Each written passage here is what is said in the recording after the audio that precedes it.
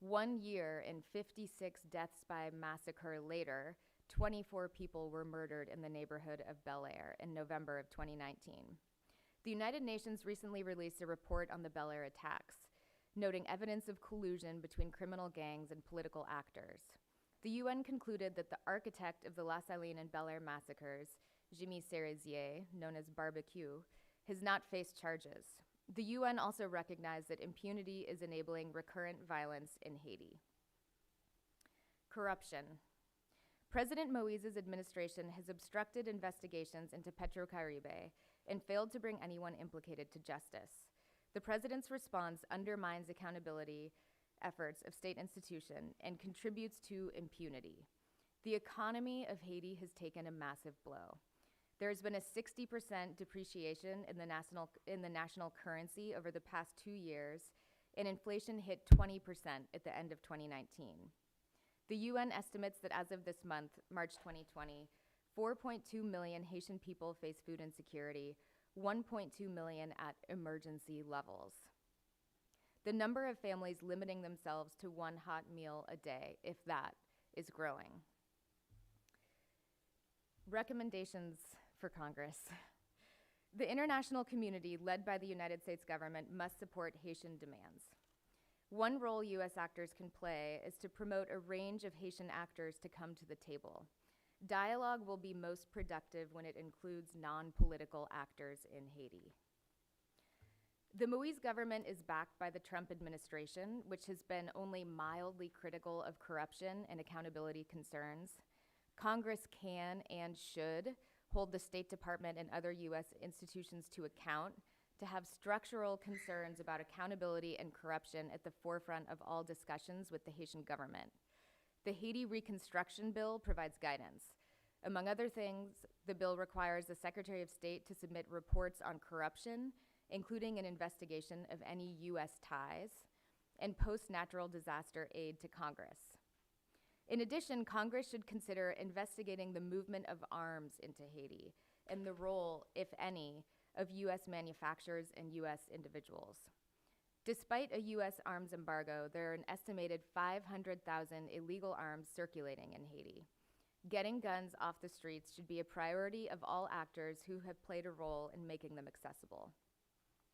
Separately, and as the chairman stated, Congress should ensure the continued designation of Haiti for temporary protected status. Haiti remains unable to safely repatriate its citizens and thus qualifies for TPS. Last is the call for transition, which has been referenced. A transitional government is likely the next step in Haiti, even if President Moïse finishes his term. Ms. Emmanuelle Douillon of Nous Pas Dormi explained in her December testimony that President Moïse has alienated the population and that dialogue or elections under his leadership are destined to fail. She continued, Haitian society is calling for an inclusive national conference, which would include all sectors of society and be facilitated by the transitional government. This is not a political crisis between those who won the last election and those who did not. This crisis goes beyond political opposition. The demand of the petro challengers and the population is for systemic change dialogues. Congress has an essential role to play. Congress and the State Department must engage in conversation with Haitian civil society organizations to understand their demands. Although the path forward that begins to repair the social contract between the state and its people may be slow, it is in the long-term interest of all actors. Slow, even painful progress is better than the status quo, which the United States government and other international actors must cease to perpetuate. Thank you. Thank you very much. Thanks for all of you for your excellent testimony. So I think that I think Ms. Bamber, I think you raised the issue about that we shouldn't despair so much that we throw up our arms and kind of walk away from Haiti. I think I may be putting words in your mouth, but basically that's what you kind of said, and I get that. I feel very strongly about that too. I mean, I've been to Haiti 3 times. My first visit was in the immediate aftermath of the earthquake, and I went with a constituent of mine whose daughter was lost in the Hotel Montana. But That constituent ended up, pursuing his daughter's dream for building an orphanage in Haiti, build one in Grand Guave, up to the standards of what a building should be to survive an earthquake. And I've been down there a couple of times since then. And, one of his frustrations as somebody who is not Haitian, but who has watched, what has happened in Haiti in the aftermath of the earthquake. He said there's a right way to do things and a wrong way to do things. For example, if you're going to build new buildings, you ought to build them in a way that could withstand future earthquakes. And yet, it seems that the Haitian, this was his opinion, is that in so many instances, what was rebuilt was really, what was there was substandard, and what was rebuilt was substandard. And so at the end of the day, not a lot has changed, but money has been spent. And I think, for a lot of people in Congress, especially with the whole world around us seeming to be in disarray, sometimes our jobs are like, drinking water from a fire hose. I mean, it's just so much stuff that unless things are presented to us in what I would call a kind of a C-spot run type of presentation, people, will express their sympathy and they'll express their, concern, but then nothing much changes. And so when we talk about, like, bringing non-political actors together, when we talk about trying to create consensus in Haiti, given the current reality, given the current president, given, the political chaos that exists, what does that really mean and how do we do it? I mean, is it convening people here in Washington? Is it convening people, in Haiti? Is it, I mean, who are those actors that need to be brought to the table to actually help build that consensus? Because I think, I'm rambling here, but I'm just trying to, I want to end this hearing with some assignments. Like, I mean, this is, we ought to do another hearing, and these are the people we ought to call. Mr. Furiel, you talked about corruption. I've done a lot of work on anti-corruption efforts in Guatemala and Honduras, have lots of experience with CICIG and MOXIE, and I think both of them were incredibly positive, initiatives to combat corruption. The problem is they were too good at combating corruption, so the governments threw them out.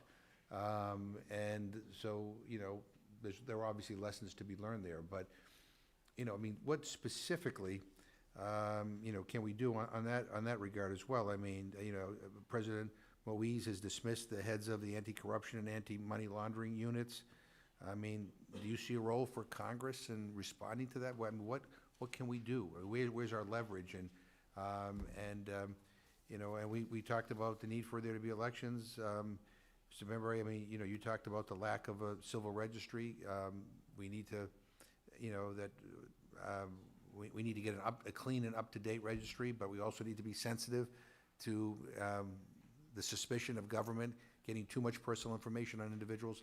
How do we thread that needle? Because one is you need an accurate, up-to-date voting list, but on the other hand, the concerns that average Haitians have about a government getting too much information, that's real, especially given, the current government. So I know I'm just throwing these out here, but I'm just looking for your input on how we kind of narrow this down and say, you know what, we need you to do a letter to this person, we need you to do a hearing on this, we need you to ask the Foreign Affairs Committee to do X, Y, or Z, or so help me so I can walk away from here with, some very, very specific assignments. Now, anyone can go. I addressed you all, so you're all. Everyone could, I mean, I think on the issue of. Make sure your mic's on too. Yeah. Yeah, on the issue of dialogues and sort of consensus groups in Haiti, I think they exist, and they've actually generated a fair amount of activity, and particularly in the last 6 months. In the fall, there was, I think, actually a real momentum that developed really a cross-section of political society, civil society, if you will, that also included political party participation to some degree, and some attempt to actually reach out to the National Palace, to Moise and the government. None of this really has worked, I think, in part, and I'm speculating, in part because I think the government of Haiti realizes that the international community if given a choice between uncertainty and somehow breaking the sense of constitutional order in Haiti, is going to back up the president all the way to the end. Therefore, there's really no motive on his part or interest to actually participate in a dialogue which may, to some degree, either shorten his presidency or force him into a political environment which he may not like.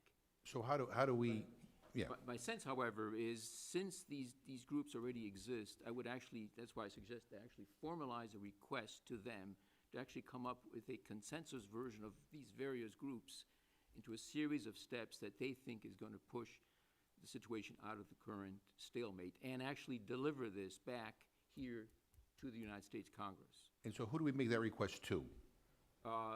There are several groups. They have, maybe you, go ahead. Oh, no, please. There's several groups. There's several groups, some of them I mentioned in my testimony. Okay, right. There's the Passerelle, there is the group that actually participated in something called the Marriott Hotel, in effect. Conventionally, these all have names. We can Right. certainly be happy to provide those to you. But I think these groups ultimately are serious, have a broad consensus among them, have actually tried to reach out to the government. The issue here, however, is there needs a little extra leverage, and that leverage, I think, can come a little bit from the United States Congress. Ms. Heppel? Yes, so I agree with those comments. And a couple things to emphasize. So first, the perception of support from the U.S. government, from the OAS, and from other foreign governments of President Moïse is damaging in Haiti. And people have this idea, referred to earlier, that absent U.S. support, this president would no longer be in power. And so that there is opportunity, thus, for both the State Department to change its policy. And I think a specific role that Congress can play is to try to hold the State Department to account as they continue to send high-level diplomats to meet with President Moïse and not to meet with other actors, including civil society actors. So just for my clarification, because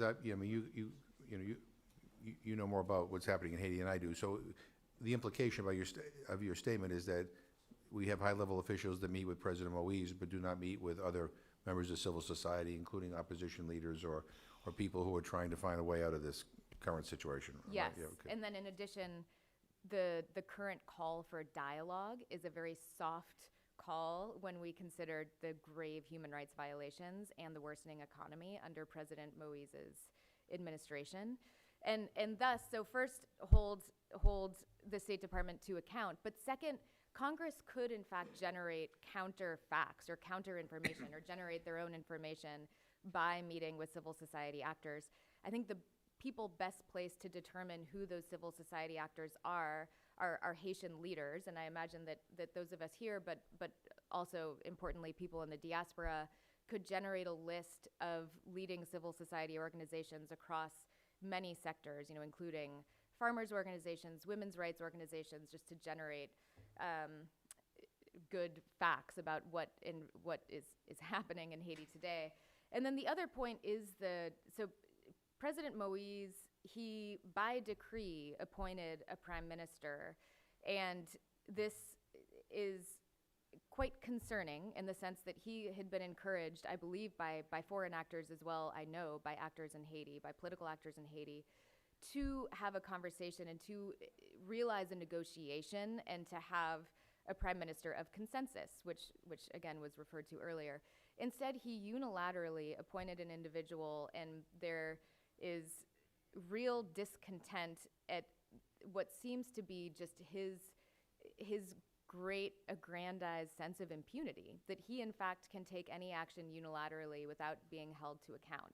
And thus it will be interesting again to see what sort of comments the State Department provide in response to the appointment of this new prime minister. But it is concerning, and in a climate like the one that President Moïse has created, it is very difficult for other actors to want to come to the table. And that's a specific role that Congress could play. Mr. Bambury? Thank you, Co-Chair. I think it's important for the expectations of the U.S. Congress to be clear to the political actors in Haiti, including an expectation that there will be a restoration of constitutional order and democratic elections will be held.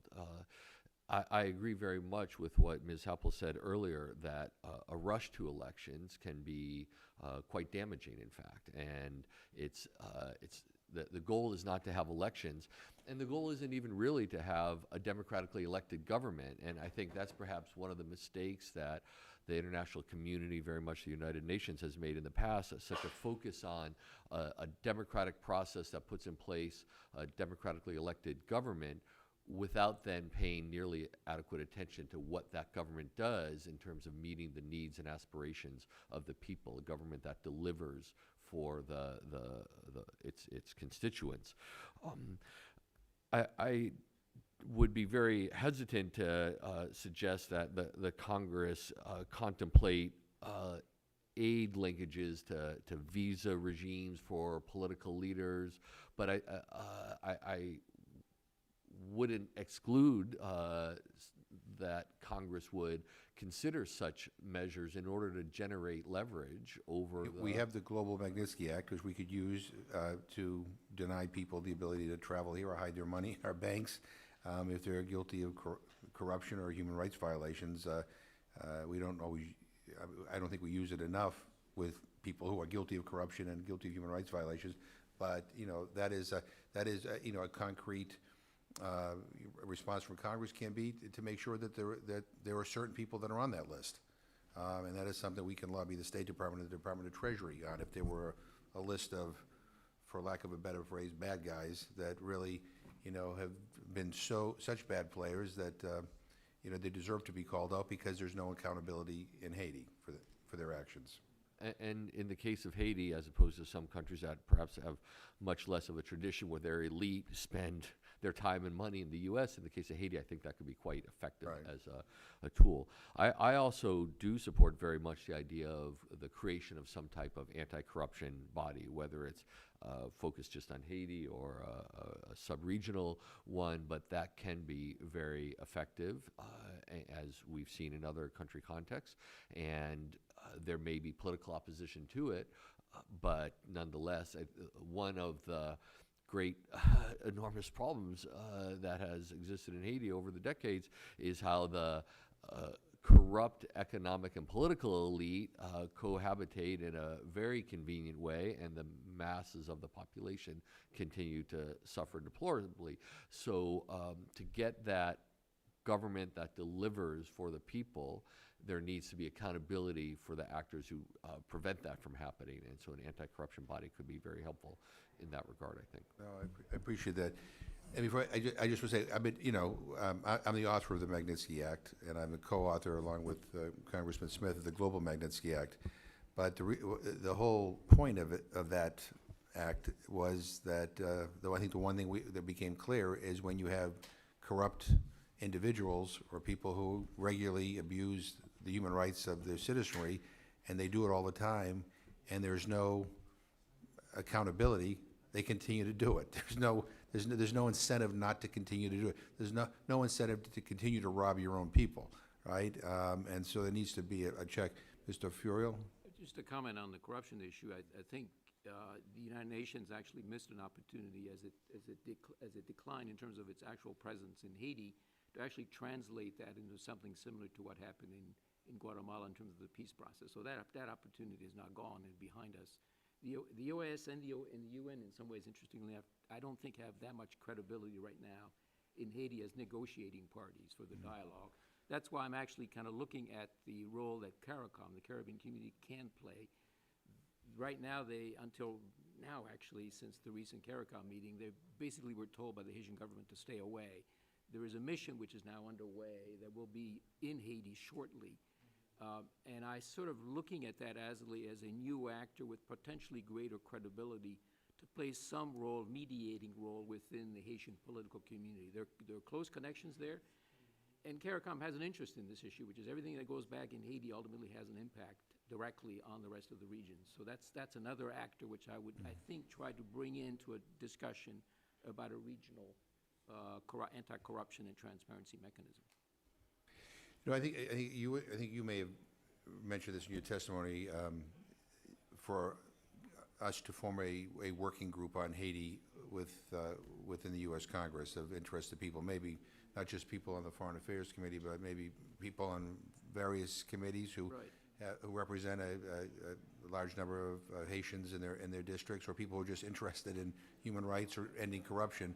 I think that's actually a good idea, and actually would probably be the mechanism in which you might invite, That's right. the non-political players, to Washington, or to meet and to try to figure out, some concrete steps to move Haiti forward, and things, and ways that we could be helpful. Do you all think that's unfortunately for this hearing, the coronavirus briefing with Vice President Pence is going on. I think I've heard the briefing 10 times already, but I think many of my colleagues who I think were supposed to be here are there. But they're very interested in this, and again, trying to figure out how can we play a constructive, how can we be helpful, other than just to say, oh, there's corruption in Haiti, there's an impunity problem in Haiti, there's violence in Haiti, there's lack of governance in Haiti, let's that's just wrong. I mean, I think people are looking for concrete things to do, and maybe Congressman Levin from Michigan, I think might be somebody who might be very interested in doing that. We ought to be talking about maybe a delegation going down to Haiti and meeting firsthand with a number of players, including the government, but a lot of these other people who don't always get visited, but nonetheless represent a great deal of what public opinion is down there. We talked about the La Saline massacre and other grave human rights abuses. Ms. Happel, what options do you see for pursuing accountability in these cases?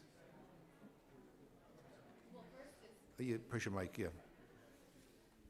So first is to encourage the government of Haiti to, in fact, bring these people to justice. And, that one thing that is in my written statement, but is not, I didn't have time to include, is the ways in which President Moïse has manipulated the judiciary. The fact that he's fired people in positions who express opinions that he does not share. And there is strong evidence of the implication of government officials in a number of the massacres, and just a total lack of action. I mean, this is a sort of non-answer in the sense, what should Congress do on this point? Congress is in a hard position in the sense that intervention is not positive in Haiti, and I think both the UN lacks legitimacy, the OAS lacks legitimacy, the U.S. State Department lacks legitimacy because of a history of, as you said, interventions that have caused problematic outcomes, to put it diplomatically. But it would be, again, Congress should encourage the State Department to use their powers to put more pressure on the government to hold these individuals to account. Yeah, okay. And just to finish, there is no sign that insecurity in Haiti is going to decrease until perpetrators are held to account.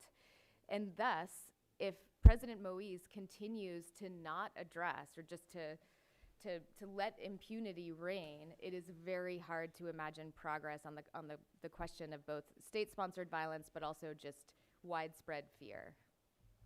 Mr. Manbury. If I can just add quickly one point on that, Co-Chairman. The U.S. Foreign aid infrastructure tends to be somewhat siloed. So issues that in real life are inextricably linked, such as in Haiti, rule of law, security, corruption, and democracy, there tends to be a bit of a stovepipe approach, and individual aid budgets or line items from the aid budget, they'll go fund an anti-corruption project over there and a rule of law project over there and elections or democracy project over there. And unfortunately, many of the government officials in Haiti know how to play this game very well and sing various tunes and manipulate everyone and obfuscate. And so it's when organizations that see these this interconnectedness seek to try and approach these problems in an interconnected way, it's a bit hard. So trying to encourage, and I'm sure Administrator Green would agree with this. Well, I can't speak for Administrator Green. I would imagine that an aid professional would agree with this approach, that these challenges need to be looked at in an integrated and holistic manner, and aid programming should be encouraged to approach them in that manner. No, I 1,000% agree with you just said. I mean, there are some good projects that USAID and others support in Haiti, but what we haven't done is connect all the dots, and we do not have a holistic policy in terms of dealing with Haiti. I mean, this is nothing new, unfortunately, and I could not articulate for you right now what our policy is, other than we support human rights and we support the things we always say, but in concrete terms, I couldn't tell you how we're going to do all that, how we're doing all that stuff, and I think it goes back to this idea of maybe the time has come to I think what we need is maybe a working group within Congress that will in addition to our other responsibilities, focus more carefully on Haiti. I mean, I co-chair the Executive Congressional Commission on China, along with Mr. Smith. I mean, and it's helpful to have a commission like that because, we meet regularly on human rights, matters related to human rights in China, and it's a place for us to talk about legislation. It's a place for us to talk about, how we approach certain issues. But without that forum, unless somebody came up to us and said China, we probably wouldn't be thinking about China as much. This is the Human Rights Commission, where we focus regularly on human rights. The Foreign Affairs Committee does a lot of things. They do some human rights work as well, but they've got 1,000 other things they're dealing with. But we come together regularly to focus in on issues of human rights all over the world. So maybe it might be, I will talk to some of my colleagues who were supposed to be here, who I think might be interested in kind of putting something like that together. And then maybe we can work with you and figure out who the groups are and who the individuals are that we ought to bring together. And the other thing is we ought to also be thinking of, in the short term, to make it clear that human rights and anti-corruption are a priority. We ought to be thinking about individuals who ought to be placed on a global Magnitsky list, because there ought to be a consequence for some of these people who are guilty of these things. I want to say that the Haitian embassy here in Washington has submitted a letter in response to this hearing, which we will make part of the record. Well, we have a couple of other panels here. I don't want to keep you, but I'm going to give you any other thing we need to. Anything else you want to add for the record of things that we need to do? And again, I appreciate your willingness to work with us in the weeks ahead to try to figure out how we could be more effective. But anything else for the record that you want to add? I would just add a footnote, which I mentioned in my introductory comments. Is your mic on? Just make, yeah. Yes, which is as this group in the Congress coalesces and comes together to think particularly also of the Haitian diaspora, which I think has a role to play in all of this, because they are important actors and they have themselves in some ways a network that ultimately can feed into this dialogue in Haiti itself. I think that's an important point. Mr. Banbury? Again, thank you. I would just very much endorse the idea of establishing a congressional working group on Haiti, and then perhaps early on, if it were to be established after its establishment, going to Haiti and hearing from people on the ground and getting advice from experts on who to meet with, because by a congressional working group giving various members of civil society or certain political opposition groups a voice, that gives them a voice in their society more broadly, and it gives them leverage to participate more effectively in the political discourse in their country. And the more that Congress pays more attention it pays to this issue, particularly in this period of political uncertainty about what's the timeline, what's the path to restore constitutional order. I think it's a particularly volatile time, and so a working group of Congress could be especially effective during this time. Ms. Happel? Yes, thank you. My only additional comment is to think long-term. Right. And too often, actions taken by the U.S. government and other actors in Haiti have led to some short-term benefit that, in fact, over the years, has propelled us to where Haiti is today. And, you know, Haiti is not ungovernable. Haiti is the result of interventions. It is the result of, yes, mismanagement and impunity that has happened in its aftermath. And thus I share the enthusiasm for Congress to create a working group, and I encourage those members of the working group to both be in close contact with people who are in Haiti, who come from all different sectors, and to operate with a sort of patience that is not generally celebrated in anywhere, really, Right. but specifically in politics. Well, I thank you very much.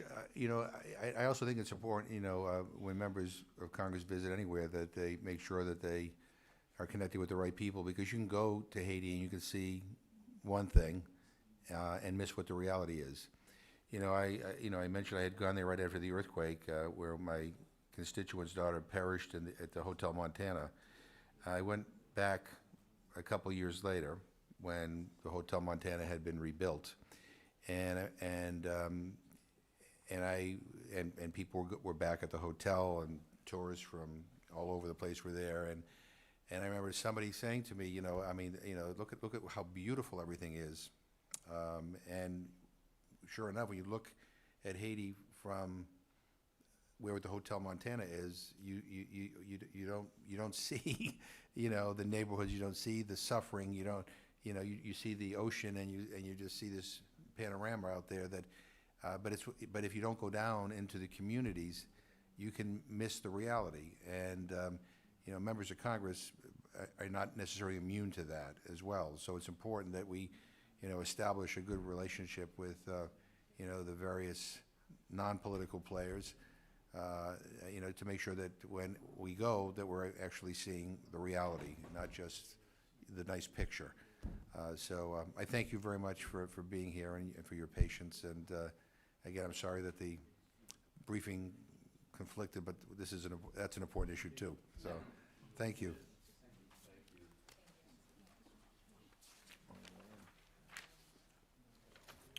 I'm now happy to call Paloma Adams Allen, who joined the Inter-American Foundation in April 2017 as President and Chief Executive Officer. Previously, she served as Deputy Assistant Administrator for the United States Agency for International Development's Latin America and Caribbean Bureau. She has also spent a decade at the Organization of American States. And thank you for being here, and just make sure your microphone's on when you.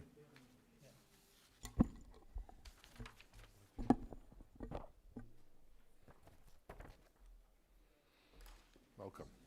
Thank you very much. Go ahead. Yep. Co-chairs and distinguished committee members, thank you for calling this hearing. I'm honored to share the Inter-American Foundation's work in Haiti and have submitted full written testimony for the record. Without objection, it will be entered into the record. Thank you. Today's hearing is indeed timely. The IF remains concerned about the rise in interpersonal violence and resurgent political instability in Haiti, which has resulted in the tragic death of a grantee partner and a former local staffer. And yet, we remain hopeful because our Haitian partners have continued to deliver on the promise of peace, prosperity, and democratic governance in underserved and under-resourced communities in Haiti. By engaging these communities directly in strengthening civil society, bolstering economic and environmental resilience, and promoting social inclusion, our local partners are laying the groundwork for Haitians to defend and embody their rights as citizens. Visionaries in Congress founded the Inter-American Foundation in 1969 to propel the self-help efforts of the people of Latin America and the Caribbean. Over the past 50 years, we've honed a bottom-up development model that puts people at the center, promoting human dignity and project sustainability. Today, the IF's active portfolio includes over 300 projects in 24 countries. Our community-focused investments advance U.S. foreign policy and complement the work of other U.S. government agencies. We've learned over the decades that nothing we do will be sustainable if the people and communities most impacted by extreme poverty, violence, disease, and natural or man-made disasters don't value and ultimately own that effort. Therefore, the IF's approach in Haiti starts with listening to their ideas and their concerns. We recognize their potential as leaders, entrepreneurs, and innovators, and we trust that they know best the opportunities in their communities. We respond to their priorities by providing modest amounts of financial and technical support. Since 1975, the IF has awarded 179 grants valued at $24 million to local organizations, and many have remained active. To facilitate broad civic engagement in our work, the IF exclusively partners with Haitian civil society. We prioritize community-based groups representative of and accountable to their members. This ensures that all IF-funded projects in Haiti are designed, supported, and led by historically underserved groups, including women and youth. We avoid arm's-length programming by engaging and funding Haitian organizations directly. We've learned that to truly surface Haitian solutions and incent local ownership, we have to trust in their knowledge, invest in building their capacity, be flexible and patient in our approach, but also hold them accountable for results. Our investments are not charity. Our grantee partners are required to match our funding by mobilizing their own, and they do. Currently, our $5 million grant portfolio is matched by $3.7 million in counterpart commitments mobilized by local partners, some from the diaspora community. Because the demand for IF support far exceeds available funding, we work with our grantees to unlock additional resources needed to achieve scale and long-term sustainability through partnerships with local governments, the local private sector, and the Haitian diaspora. In Haiti, the IF and local grantee partners have helped strengthen communities' resilience to the kind of instability we're witnessing today by applying several time-tested approaches that could be useful for other donors. First, our Haitian partners design holistic projects that address the multidimensional nature of extreme poverty and the absence of basic state presence and services. For instance, OPLA, a farmer association Haiti's Southeast Department, is increasing incomes, mitigating food insecurity, and promoting environmental conservation from several angles. Its members are building community infrastructure, training community members in veterinary services, confronting agricultural costs, and supporting subsistence gardening. Second, our local partners recognize that it's crucial to address Haitians' basic needs before tackling larger societal concerns. Therefore, Women Decide, a grassroots organization in Jacmel, addresses gender-based violence by first providing women access to economic resources so they can rapidly leave the abusive situation and secure food, shelter, and other services. In tandem, the group works with women and men in communities to build awareness about gender-based violence. Similarly, a local organization engaging 12 community-based organizations in efforts to end the practice of Restavek alleviates the economic pressures that drive parents to send their children to live and work for other families as domestics by helping these families raise goats, ensuring them a steady source of income and nutrition. Third, to spur economic activity in under-resourced communities, 71% of the IF grantee partners set up community-managed financial inclusion mechanisms. For instance, a women's group operating a now successful bakery in Camp Louis in the north of Haiti set up a savings and loan association to pool their resources and deploy microloans for other women in the community. The IF then works with these groups to apply appropriate credit regulations. Fourth, the IF mainstreams environmental and disaster resilience across our Haiti portfolio. Thus, the majority of our local partners, like those in the Central Artibonite Department, are involving communities in planting trees, creating live barriers to protect against flooding, and training farmers in sustainable agricultural techniques. These investments in environmental resilience help communities to recover faster and position IF grantee organizations to take the lead in responding to natural disasters. Following Hurricane Matthew in 2016, for instance, grantee organizations located in hard-hit and hard-to-reach areas worked with us to quickly repurpose their grants so they could repair damaged buildings, supply potable water and food, and replace livestock. Fifth, the IAF encourages grantee partners to work with, not around, local governments or the private sector. In our experience, engaged communities and effective civil society organizations are some of the strongest accountability mechanisms on weak governance.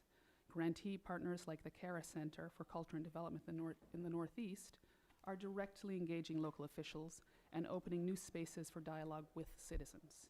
Similarly, in Port-au-Prince, our work with Peace Courtyard engages local businesses in peace-building dialogue with neighborhood youth, as well as in the provision of mentorship, training, and job opportunities. In conclusion, taken together, the work of the IAF's diverse Haitian partners has created a network of effective and resilient grassroots organizations necessarily focused on rights-based community development. While political administrations have come and gone, the Haitian people and their organizations remain. By supporting their self-help efforts, we reinforce their agency, their dignity, and self-conception as bearers of human rights.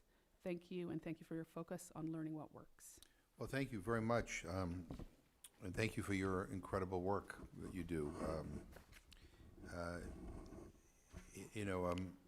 Let me ask you, is IAF able to meet the existing demands in support of Haiti?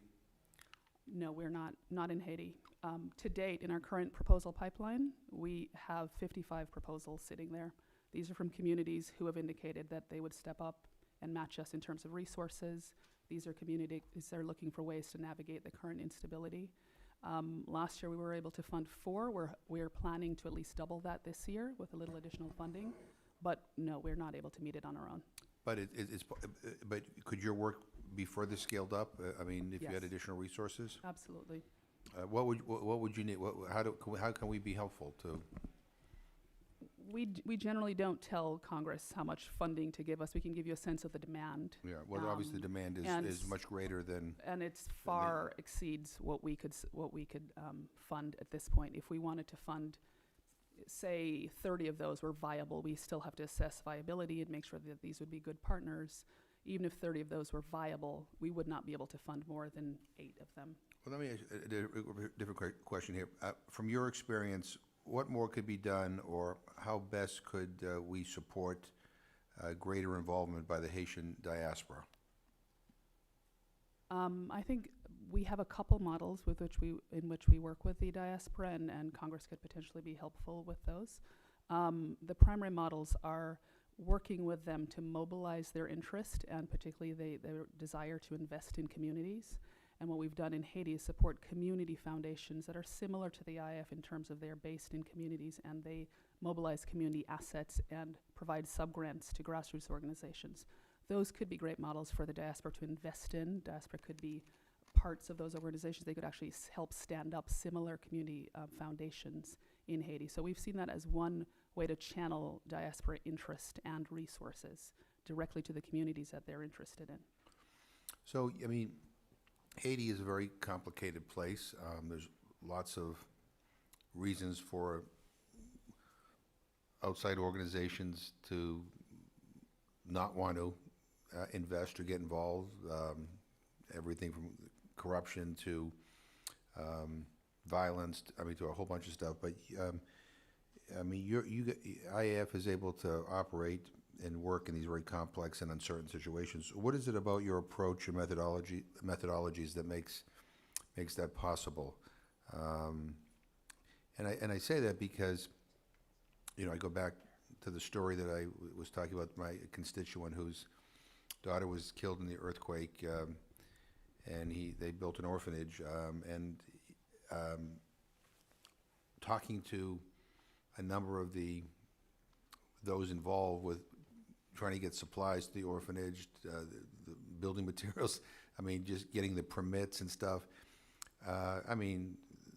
People, it wasn't, let's put it this way, there had to be a lot of behind-the-scenes maneuvering and some people even being paid off in order to be able to get anything done. And, and anybody who, who just thought that doing something good or supporting something good would be easy, would be discouraged from doing that because it's very, very complicated.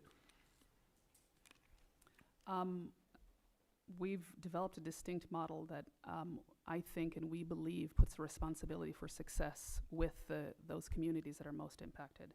So by responding directly to their ideas, we don't design projects, we don't go in with an idea and tell them what they need to do. They present their ideas to us. They can present their ideas to us in a 2-page proposal in Creole, right? So we've set up an organization that is created really to reach the grassroots and to encourage them to reach out to us. And so first we're responsive to their ideas, and we also hold them accountable for those ideas. So we insist that they design their projects, that they manage those projects, that they invest and work alongside us in strengthening their own organizations, and that they are co-investors. We don't fund any organization that can't mobilize some resources. It does not have to be a one-to-one match, but they do have to mobilize some resources, cash and in kind, to co-invest in their idea and to strengthen their organization. Otherwise, it's simply aid. Right. And so that's a crucial part of our model. And we have walked away from compelling communities and organizations because they can't do that, and that's crucial to the model. And do you have any figures on your success rates in terms of funding a community-based idea and having it succeed versus having it not succeed? I don't have specific to Haiti. We have done our own ex-post assessments across Latin America and the Caribbean, and our model is, our calculation is, does the organization still exist 5 to 10 years out without our funding? Right. And across Latin America and the Caribbean, on average, 80% of the organizations That's we've incredible. funded, and we've funded over 5,000 organizations in the 50 years we've been around, 80% of them still are in existence and doing that work or have expanded their work in 5 to 10 years. For us, that's success. Yeah, that's a good number. And I really appreciate your testimony here today because, I mean, you're talking about some good things that are happening in Haiti. People-based, community-based ideas that are being supported that are beneficial to the people in Haiti. Yep. And I think one of the problems when we talk about Haiti is that we hear so much of the bad things that are going on and the things that are very discouraging that, you forget that there are some very positive things going on, that people are actually, developing strategies and ideas that are very promising for their communities. And so I think if we can get this working group together, that I think, I think one of the functions should be to highlight some of the positive things that are happening. Absolutely.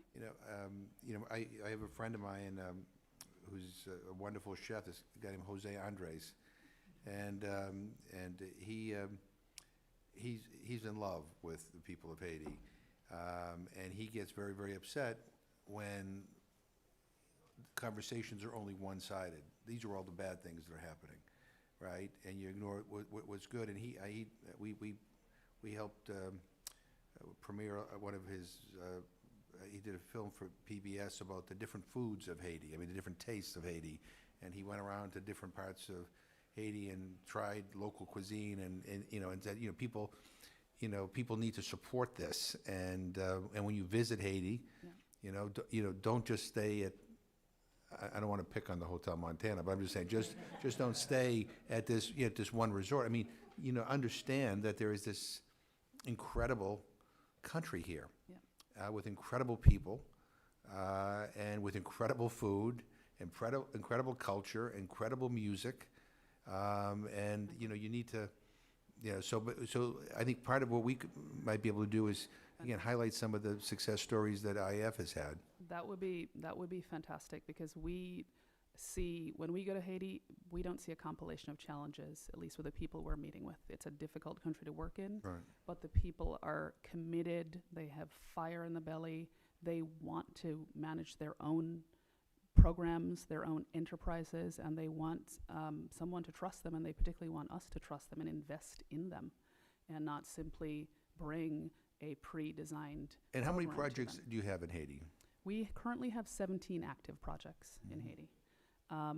It's a small portfolio. It's all over the country because it's responsive, so it's wherever the demand comes from and where we think we have a good partner and they can mobilize resources. We only have one project actually in the urban parts of Haiti in Port-au-Prince. And what is that Remainder- project? It is a youth project called PCR, which is building dialogue in some of the toughest communities in Port-au-Prince, and particularly promoting dialogue between young people in the business community, so they can get internships, mentorship, and hopefully workforce development and job training opportunities out of it. That's a wonderful. That's wonderful. Well, I want to thank you for being here, and again, I appreciate the work that you're doing. And as I said at the first panel, if we get this working group together, I think we'll be back in touch with you to talk about ways we can not only highlight some of your projects, but I think again, if congressional codels go there, they ought to make sure that they, in addition to meeting the embassy and the government, that they actually go and see some of these projects that have had such success. So Great. That was going to be my offer to you all in terms of what Congress could do. you're now on our Rolodex. When you visit, we have some fantastic grantees who'd be honored. No, meet you. thank you. Thank Thank you you. again. Thank you so much.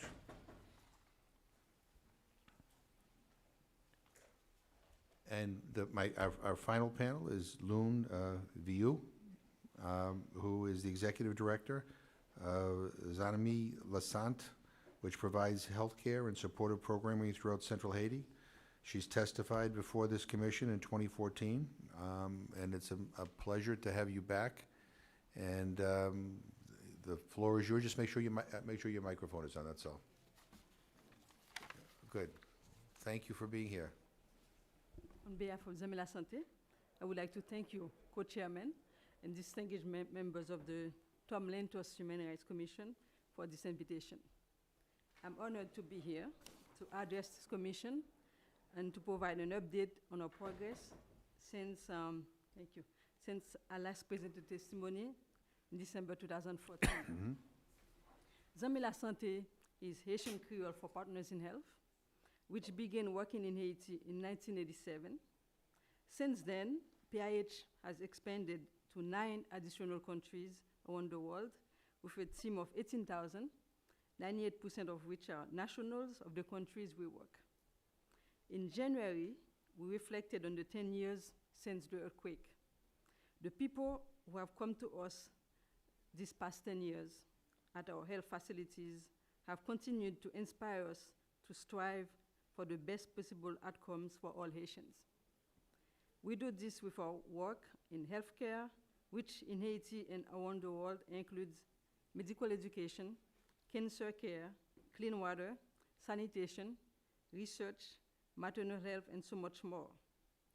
All 6,300 staff members for Zamila Santé in Haiti do whatever it takes for our patients. When I last presented testimony in 2014, cholera was devastating Haiti. Over the last 5 years, Zamila Santé has kept all of its cholera treatment centers open. Today, we continue to work with the Haitian Ministry of Health and Ministry of Public Works on the 10-year national plan for the elimination in Haiti, now in its final long-term stage. Together, we have seen gains in reducing the spread of cholera with constant surveillance and monitoring. We can share here with you, there has not been a confirmed case of cholera in Haiti since February 2019. While this is a great accomplishment, close to 40% of communities in Haiti remain without access to water, and over 80% do not have home sanitation. We lag behind significantly in these goals. We must all work together to ensure cholera does not return to Haiti by increasing access to safe water sources and improved home sanitation. In the 1990s, we began our battle with HIV/AIDS. At that time, HIV/AIDS prevalence about 8%. During that time, we used a directly observed treatment model for HIV/AIDS that was also successful in our TB care programs. Using this care package led to successful outcomes and showed the world that it was feasible to treat HIV/AIDS with antiretroviral drugs in resource-poor settings. Today, the HIV/AIDS prevalence in Haiti is 2%. With the support of PEPFAR, HIV/AIDS partners, and the Global Fund for TB, Malaria, and AIDS, we have reached unimaginable successes. Presently, Zamila Santé provides life-saving, lifelong treatment to 14,000 active patients in HIV care within our network. In January, we had wonderful news about our flagship hospital in Haiti. The international arm of the US-based Accreditation Council for Graduate Medical Education notified us that we had earned accreditation for University Hospital as a teaching hospital after a multi-year process of building our residency programs to meet international standards. Our 300-bed hospital in Mirebalais, located in rural central Haiti, joins internationally accredited facilities in just 7 other countries. Ours is the first facility in the Western Hemisphere and the first in a low-income country to receive this level of distinction. 123 residents have graduated from the hospital's programs, and 98% of those trained have remained in Haiti. We currently have 116 residents enrolled, ensuring the next generation of Haitian clinicians is secure. Maternal health is also one of our key areas of focus. Since 2015, 83,000 women have come to our facilities to give birth. In a country with the highest maternal mortality rate in the Western Hemisphere, we must do everything we can to provide safe environments for women and their babies to not only survive, but also to blossom. Because of our dedication to saving mothers and babies, a woman named Manushka and her children are alive today. When she came to us in the fall of 2014, we quickly realized she was not only pregnant with triplets, but that 2 were conjoined. We moved Manushka and her family to Mirebalais, where she spent almost 2 months under constant medical care. Tamar was born first, and then the conjoined twins, Michelle and Marianne. For the next 6 months, we cared for the twins and family while we organized an international team of experts. Skeptics of Zamila Santé said the babies will need to leave Haiti in order to survive. But on May 22nd, 2015, Michelle and Marianne were successfully separated at the University Hospital of Mirebalais. And today, live happy and healthy lives with their family. Our patients are highly vulnerable due to the extreme levels of poverty within which they live. But with Zamila Santé, they never have to worry about how they will pay for services. They will not lose their land, animals, or homes. Our services are accessible for all, and as such, we are at the mercy of the individuals, foundations, and partners who support us. None of our efforts would be possible if not for the support of many, including the U.S. Agency for International Development and the Centers for Disease Control. While we do struggle to fuel generators or transport our teams to health facilities during national moments of crisis, we are able to continue to operate even in the worst times. This is because everyone, even gang members, know we will do whatever it takes to help anyone. We do not judge, we do not exclude. As we enter this new decade, I ask you, members of Congress, to please continue to support programs that help local groups and increase their capacity to have a positive impact. Please continue to strive for human rights-based approaches to reconstruction and development.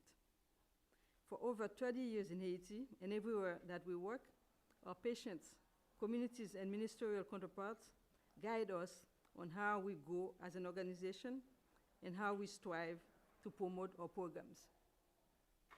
Please continue to fund programs that take a holistic approach to social and economic development. We are grateful for the long-term commitment of the US government in Haiti. A better Haiti begins with Haitians. Together, we can build a Haiti where access to healthcare, education, markets, and democratic elections are given, and people will be happy to remain in their country. And as I ask you this, I think of the children and young adults for which I am the legal guardian at the Zami Beni Children's Home. After the 2010 earthquake, 38 children with disabilities abandoned at the General Hospital in Port-au-Prince had no place to live after their unit collapsed. On that fateful day of January 12, 2010, I made a lifelong commitment to the children. Zami Beni is home to 65 children today, and these children are growing into amazing young adults. Tomorrow, they will be the next generation of nurses, doctors, teachers, political leaders, soccer stars, and proud Haitians. Together, we can make this a reality. Please join us on this journey to ensure it is a bright future for them and for all Haitians. Thank you very much. Well, thank you very much. And you know, as I said to Ms. Paloma Adams Allen, I'll say this to you. I mean, this is a good story. This is something very positive, something that you know, is very hopeful. And I want to thank you for your incredible work and all that you do. You know, you mentioned that you testified before this commission in December of 2014. We're now in 2020. You know, what are the biggest changes that you've seen in Haiti since then, and the good changes and the bad changes, and how have they affected your work? I'll start with a good change, since we want to stay optimistic. Cholera. We don't have, like I mentioned, we don't have, the last case was in February 2019. Although we still have a long way to go to make sure that people get access to potable water and home sanitation. But this is a very good thing that we don't have cholera. And then we're still working on the plan for elimination in the cholera in Haiti. You want to bad? Yeah. The matter that we're facing right now is the COVID-19. Coronavirus. That Yes. we call COVID-19. Although it's not in Haiti yet, but it's next door, Dominican Republic. So my team is working, the Ministry of Health and partners, to on a plan to be prepared for that. But it's very concerning. I mean, do you have testing kits, or do you? I mean, is the government working with you to make sure that you and healthcare providers and hospitals and clinics have what it takes to be able to diagnose what it is? And yes, in Haiti we're able to test. We have the testing kit, and we're working on the we call it the 4 S's, like stuff, which is supplies, and space to prepare for this. You know, we've heard reports of growing insecurity in Haiti, including reports that armed gangs control roads in rural areas. How does the security situation affect your work on the ground, and what kind of measures do you take to manage insecurity? In one of our sites, we call it site with the Minister of Health in the Artibonite, in Petite Rivière l'Artibonite, there's a large gang member there. So what we did is to keep the staff there and avoid being on the street, on the road, but also as I mentioned in the testimony, we kind of they trust us that Right.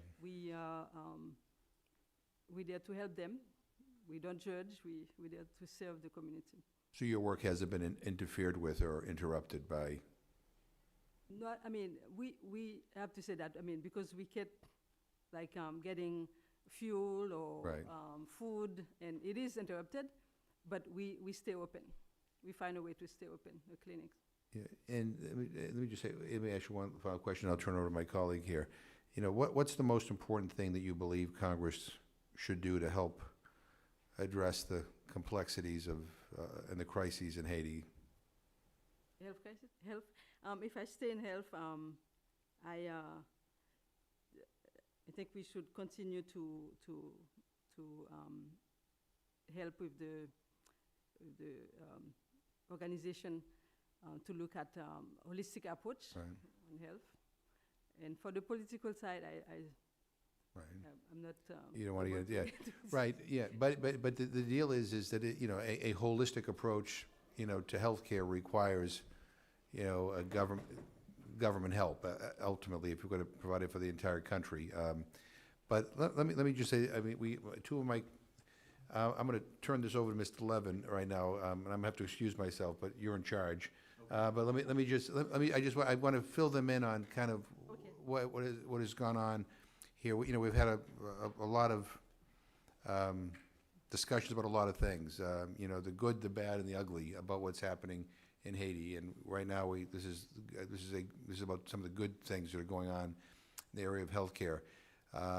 But you know, one of the challenges we have here is that in Congress is that we talk about all, you know, the many challenges, but we really don't have effective responses to them. We're not, you know, we talk about the need to deal with corruption, but what are we doing specifically to help address the issue of corruption? We talk about the level of violence and, you know, and the lack of governance, and what are we doing to help move Haiti in a direction where they resolve some of these issues? And you know, and we have, you know, we deal with 1,000 different issues, and sometimes, you know, we tend to stray off topic. And so one of the things that we talked about here today was maybe we should, you know, get a working group together of anybody who's interested in the issue of Haiti.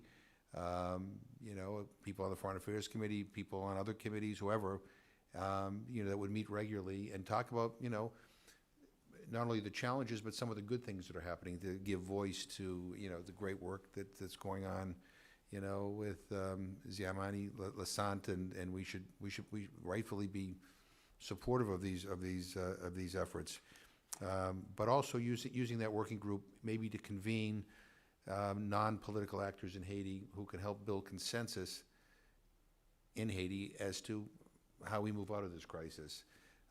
And we also talked about, you know, focusing on some of the especially bad players in Haiti. We have this thing called the Global Magnitsky Act. You know, they should be on that list. You know, people who are guilty of corruption and human rights violations ought not to be able to travel here and ought not to be able to hide their money in U.S. banks. So, in any event, I hope Mr. Levin is a great interest in this and was at the hearing that they had in December. We talked about that as well. So he knows a lot more than I do. So he will take charge of this hearing, and we will follow up on some of the things we talked about earlier. So. Thank you very much, Chairman McGovern, and I want to thank you and your co-chairman, Mr. Smith from New Jersey, for your incredible work on the Tom Lantos Human Rights Commission in general, and for convening this hearing. I'm very, very sorry to have missed any minute of this hearing, and we missed a lot because of other, as you mentioned, things happening all the time. The Vice President and you know, came to talk to us about COVID-19 and brought some of his staff, and you know, some of us felt duty bound to be there. But I'm very glad to see you. Did you learn anything? We can yes. talk later. We'll talk about that later. Yes, it was a good discussion. It's certainly, you know, dealing with a possible pandemic is the definition of something that should not be a partisan matter. So it was good to work together on it. So picking up on just the healthcare angle and your great work, I've been, you know, following Zami La Santé since it was founded, and I remember even before it existed, some of us are old enough to remember with the very beginnings of the AIDS epidemic in the United States, and people wanted to blame Haiti for it, and Paul Farmer was, I think, the first voice who came out and talked about the racism and the sort of jingoism inherent in that idea, which was completely erroneous. But let's talk about what you're doing. So you mentioned you have a facility in the Artibonite Valley, right? Where do you have facilities in Haiti today? Okay, but thank you. I'm going to see Paul tomorrow Paul Farmer tomorrow, so I'll make sure that. Oh, I merci un peu. give you- Yeah. Do you say merci un peu? Merci un peu too? So we have, we work with the Ministry of Health, public facilities, and we work in 13 sites, we call them sites, from, I don't know if you, I can name them, all of them, but from Belladere, the Central Plateau, Mirebalais, along the border in Central Plateau, and the Artibonite, and 3 places in the Artibonite, which is Petite Rivière, Artibonite, Saint-Marc, and Verret. Okay, so you mentioned how, and this is before Representative Jackson Lee was here, but just to fill you in, she was mentioning about how, frankly, because of their almost being, it's quite hard to explain the role that you play, but even the gangs let them pass through somehow. But do you actually, are there actually checkpoints along the way?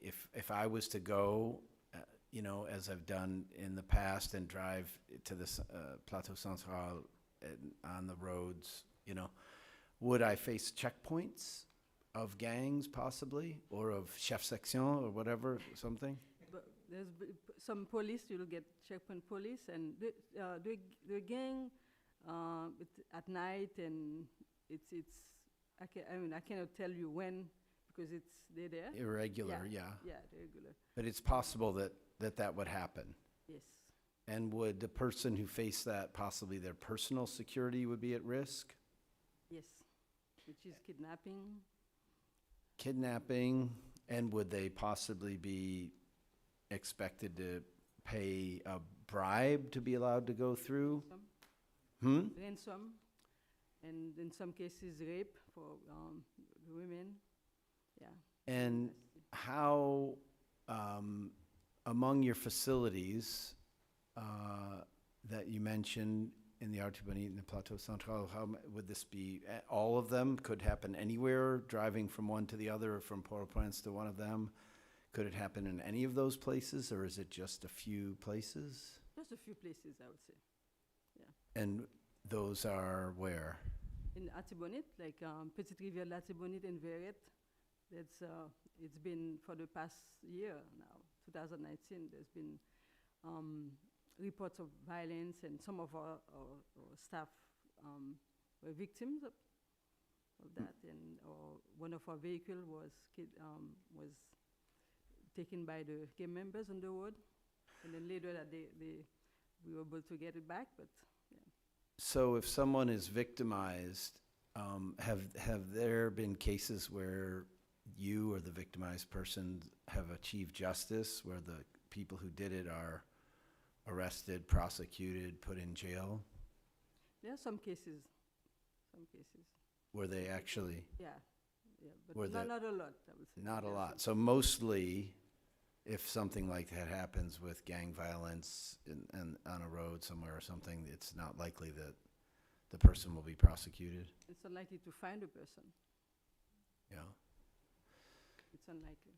right. Okay, so, There are a lot of reports out there by the human rights, the human rights organizations. so you're working under super difficult conditions, That's correct. Yeah. and you're still providing outstanding health care to people. We try, and we stay open. Like I said, we because some of the communities where we work, we're the only one who can help them. They come to us, they trust us, and so Yeah. we stay open. Are schools open in general throughout the country right now? Yes, correct. Schools are open, so kids are in school, because I heard for a while that schools were not open. Yes, back in last year in September to December was like 17 weeks, because I have my kids, 17 weeks they couldn't go to school. And when you say my kids, are you talking about all those kids you just talked about? 65, yes. Those are 65 of them. your kids? I'm their legal guardian. They Wow. call me mom, so yes, And you know all their names? yes. Dang, I mess up my 4 kids' names. I can tell you all their names, but No, but yes, it's so incredible. So, and what happened that school reopened? why was it closed, and then why did it open? Protests in the streets, there was violence in the street, and you couldn't get the kids to school, basically. And then, but since the beginning of January, you say, things have gotten better? Yes, correct. Okay.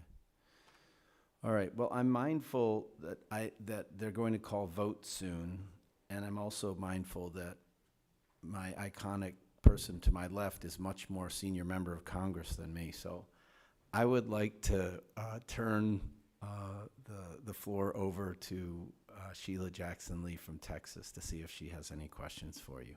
Thank you. I'm pleased to be a member of this panel, the Tom Lantos panel, for more than a decade and more time than I can remember, and delighted to have worked with McGovern, but also Tom Lantos, and I'm especially delighted, Andy, for your work that has such a broad reach. My knowledge of Haiti is deep and abiding, and it comes with personal visits to most of the presidents over the last 20 years, to the extent of visiting individuals incarcerated in Haitian jails, walking through the camps after the earthquake, shortly thereafter, with members of Congress, and really trying to sit down with the heads of state and finding some brief light of ending corruption and moving toward democracy. I am certainly here to tout and applaud the NGOs that have done stupendous work in Haiti, and I count yours as one of them.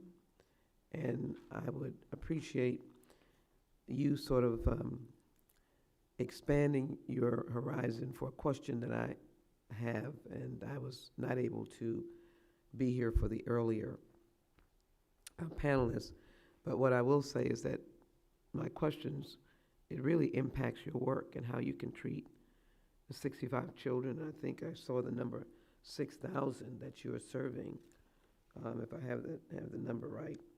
65 It's but recently, you currently lead a 6,000 plus team in providing health care and supportive programming. That's very important. And you're going throughout the layered areas of Haiti. You're not just staying in Port-au-Prince, I take it. Are you beyond those boundaries?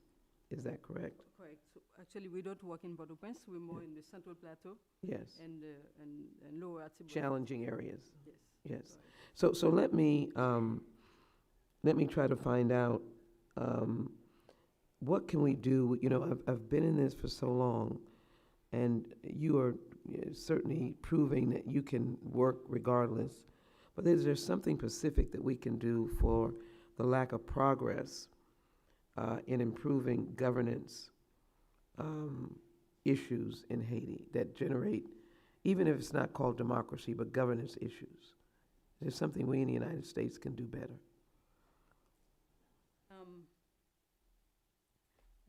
I think if you can continue to support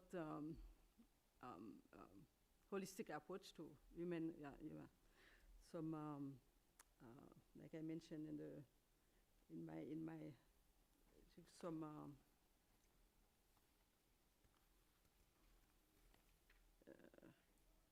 holistic approach to social and economic development. Mm-hmm. Young girls, education. I'm sorry. Young girls. With girls? Girls, education, women. I think that that will lead us a long way to development, to reach our,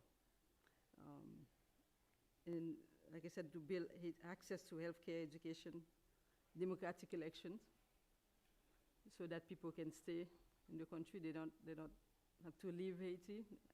I know that young kids, adults, they want to stay. They want to, if they have opportunity, they will stay in Haiti. They just want a stable government so that they can achieve their greatest success. Right. I would take it. Jobs, education, where they can stay. So I know that I'm pressing you in areas that you might not have spoken of, but I know that you have sort of a worldview of Haiti. How do we press forward on stopping volatile elections? Haiti is a country that is well loved by so many of us here in the United States. We know of its heroic history, but it seems like it's one volatile election after another. What should we be doing in that instance?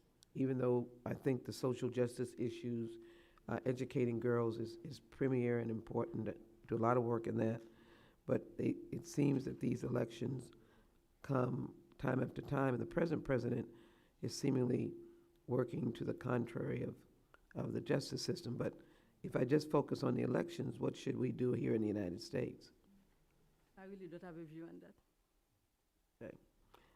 I can appreciate that. Thank you. The food aid is, the United States is providing assistance to build food production capacity to help Haitian farmers recover from prolonged drought and a major hurricane. Is that valuable to Haiti, and is it working, providing, helping Haitian farmers recover from prolonged drought and major hurricane? Do you see evidence of that program? I can see some, but we'll need to, the level of poverty is so deep and so much. And I can see, I will encourage to have more of that, to help the farmers and work on agriculture. And the inflation is 20%. Like, it's 90, I left Haiti yesterday, was like 96 good for $1, so very, yeah. Say that again about the dollars, you said? 96 good, you need 96 good for one. Well, for $1, yes. And let me ask about the coronavirus, because you said it's in the Dominican Republic. Correct. Sunday, they have the Dominican Minister of Health said that they have one positive case in the DR, And which is very close to Yes. us. And, And your border is very porous between, that's correct. yes. And so this is something that we should be attentive to and try to be as helpful as possible. One of the things we know happens is that hospitals can be oversaturated. In your instance, there may not be a hospital capacity if this was to spread in Haiti, correct? That's correct. And our team is working with the Ministry of Health to prepare a plan, to be part of the plan, to make sure they have staff trained for that and the space, because the system is already weak. So we need to have to prepare for new space for this.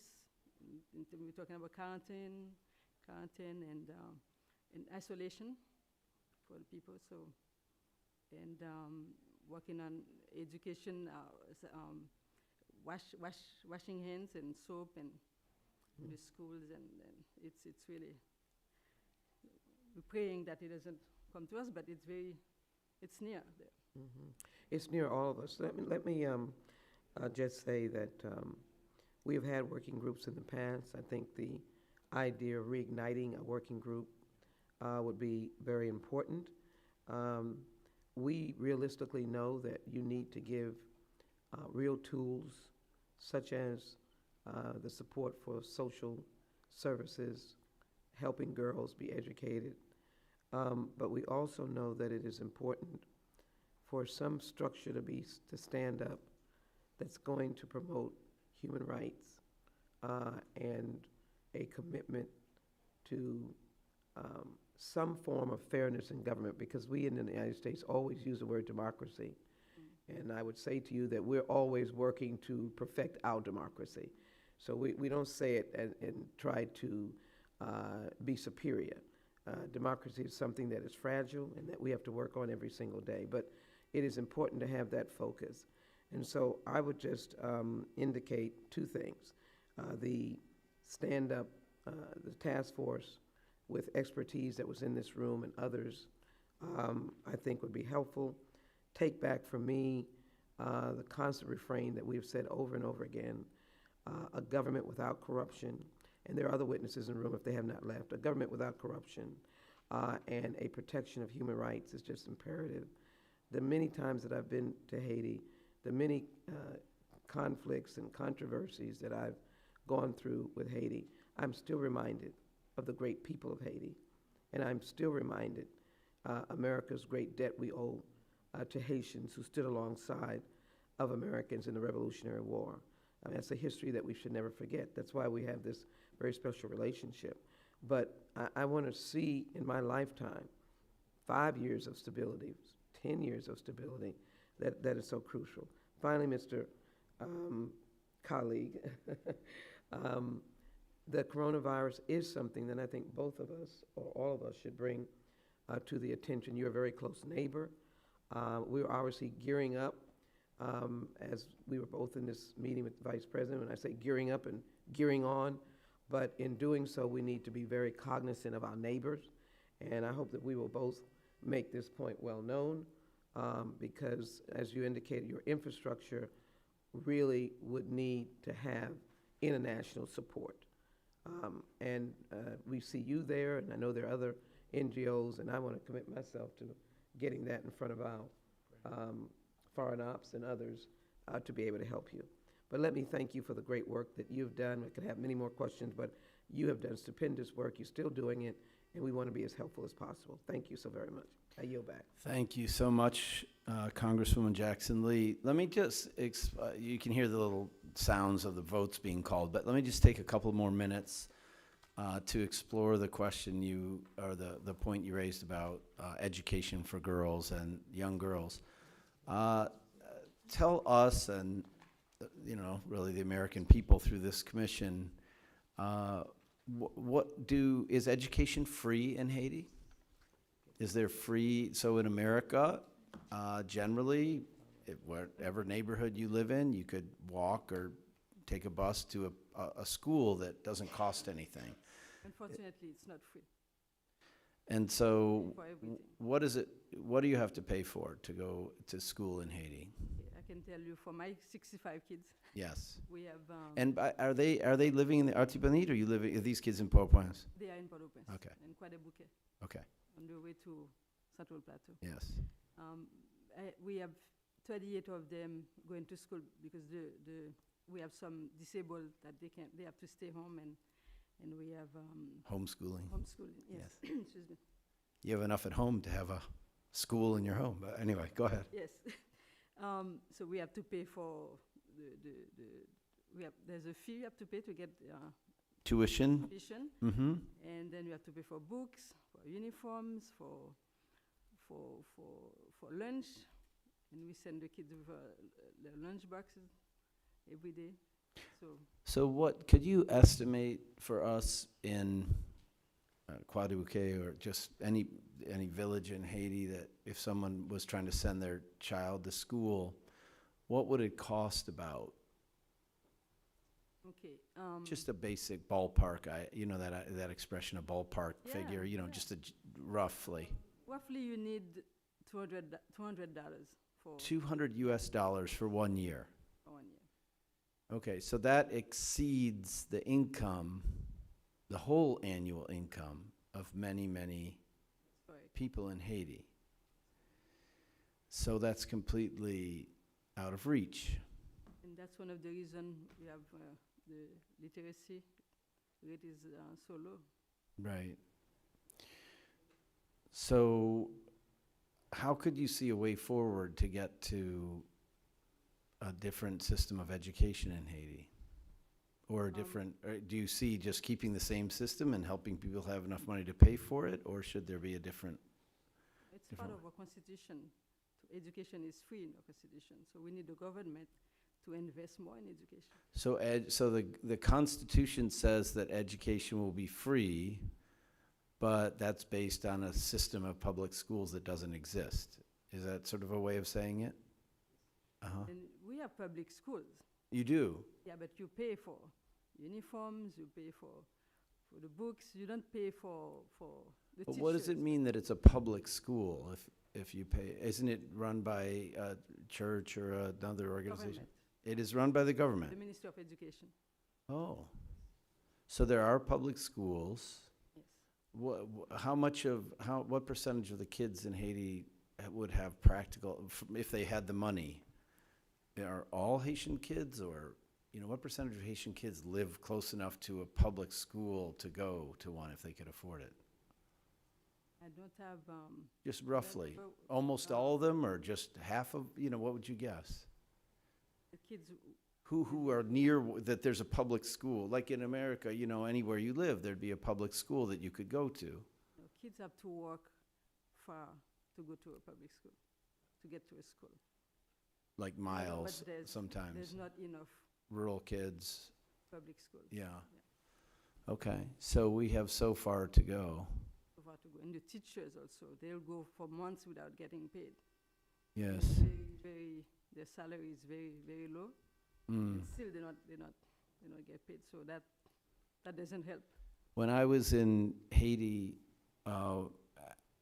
after the first time Aristide was overthrown, working for Human Rights Watch, I spent the summer of 1992, 1993. It was over. Summer of 92. He was overthrown in the fall of 91, right? So, we researched and wrote a book-length report. It was called Silencing a People, but it was about why the government was overthrown, or anyway, what happened afterwards. And one of the remarkable things I went around the country. I didn't spend much time in Port-au-Prince. I went in the provinces and interviewed people, nombreux, people in hiding. And, yeah. And just like we say underground, sort of similar, right? Sort of in the dirt. I mean, anyway, so a lot of them had been people who formed little teachers' unions. All kind, there were literacy campaigners. There were people from neighborhood protection groups, all manner of groups that were the ones who were targeted by the coup regime that took over. But a lot of them, now that you mention that, so many of them were teachers, local teachers, just trying to form their own little organization, maybe to get enough money to get paid regularly or something. So that's still a problem. Still a problem. And it's worse for girls, for different reasons also, Worse in terms of access to education. Education, and also the infrastructure, the way, let me just give you an example. They don't have washrooms for the girls to, so it's In the school. in the schools. So, So they have one washroom and it's for boys, so maybe, something like that? Or they don't have any? It's locked. What? More often it's locked. It's not functioning. And, Yeah. And then, and also the girls, especially in the rural area, they are the one going to get water because they don't have access to water. They have to go to the river and far away to get water. So they miss. So the family Yeah. doesn't think about having the daughter go to school because it needs her to go get the water and so forth. that's Yes. part of, Yeah. yeah. All right, well, I have to go vote, so I'm going to call close to this hearing. But I thank you so much for your work, and I want to thank all of the people from all the panels, the witnesses who came and testified before us. I'll just have to read your testimony as you submitted in writing because I wasn't able to be here for that. But I really appreciate it. Like Congresswoman Jackson Lee, I just want to express my strongest commitment that the United States needs to, even if we've had a long time commitment to Haiti, we need to have a commitment to Haiti on another level and in a much maybe more humble and a way more of solidarity than of kind of noblesse oblige, and we'll tell you what to do because you're living proof that people are on the ground in Haiti doing incredible work, and we need to work together to lift up the Haitian people so they can all have democracy, education, personal security, and health. So thank you so much, and with that, the hearing's closed. Thank you for your commitment, and come back to visit us. And merci un pile. De rien.